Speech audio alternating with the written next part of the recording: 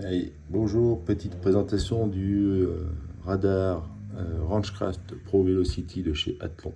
Donc, en gros, c'est un peu plus gros que le Garmin,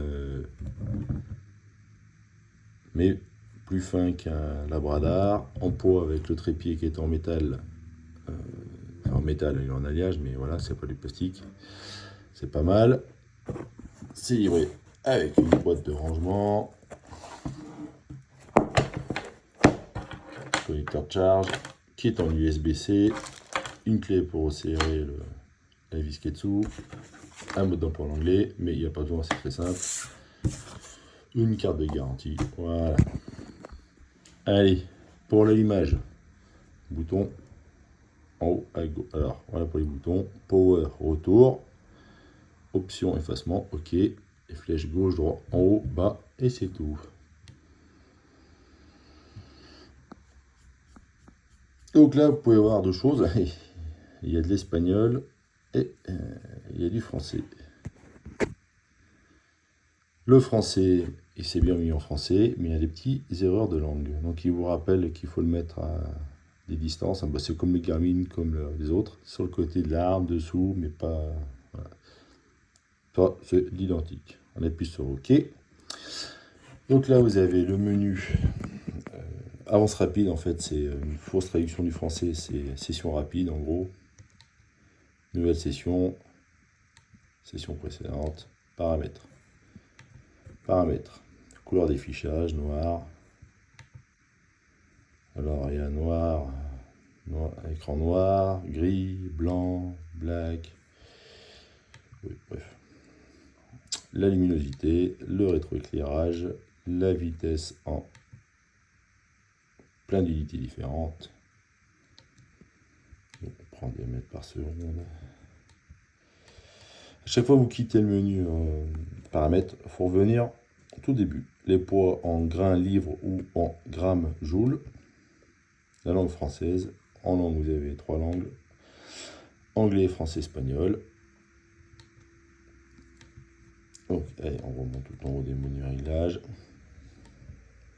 Collection, et c'est là que c'est rigolo, vous pouvez voir que c'est en espagnol et que pourtant je suis bien en français. Et quand j'appuie sur la connexion, c'est en espagnol. Voilà. Et j'ai fait le test, hein, quand on se met en espagnol, ça reste en espagnol, c'est pas en français. Donc là, je pense qu'ils mettront une petite mise à jour plus tard. La date et heure. L'effacer de la mémoire. Détail technique en faux, ça c'est au numéro de licence.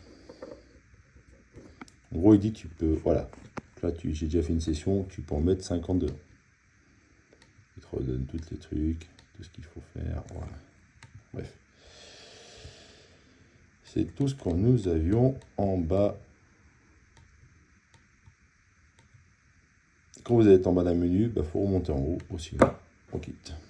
Donc dans avance rapide, on clique dessus, on choisit dans les fusils, alors que ce soit fusil pistolet, vous avez deux choix de vitesse. En gros, inférieur, proche du mur du son ou au-dessus du mur du son.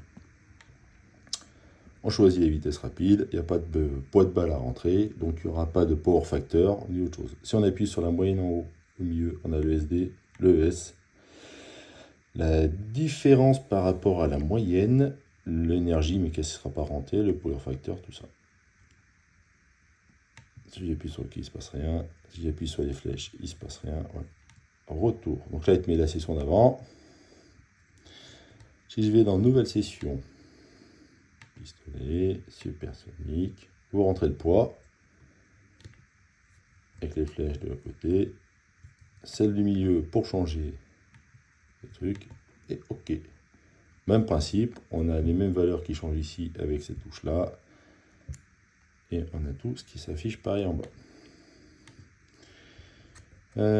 Pof, pof, pof. On va vous le montrer, je vais te le montrer dans...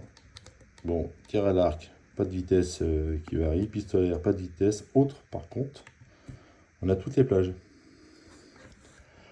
Donc de 20 à 180 mètres secondes, 180 à 500, 500. Donc là, en fait, dans autre, si vous n'êtes pas sûr de la vitesse de votre projectile dès le départ,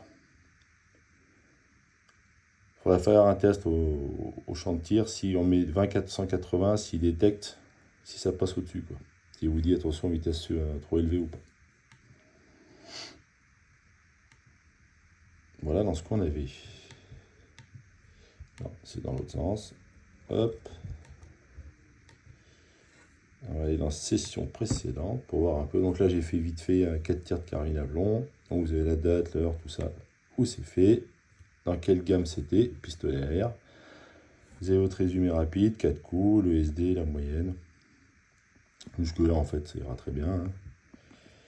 Si vous appuyez sur résumé, vous avez un peu tout ce qu'on avait, moyenne, haut, bas, SD, ES, énergie. Ça serait cool de pouvoir choisir en fait chaque valeur, si on veut l'énergie on joue, le power factor, et le poids que j'ai rentré mon projectile à l'époque. C'est tout ce qu'on a.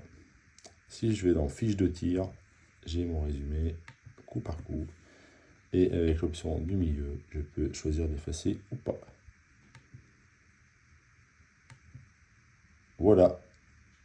Donc, fiche de tir, effacer session, et il n'y a rien d'autre. Donc simple à mettre en place, pas 10 000 menus compliqués, à part le petit bug de la langue, c'est tout ce qu'il faudra, je pense, améliorer pour l'instant dessus.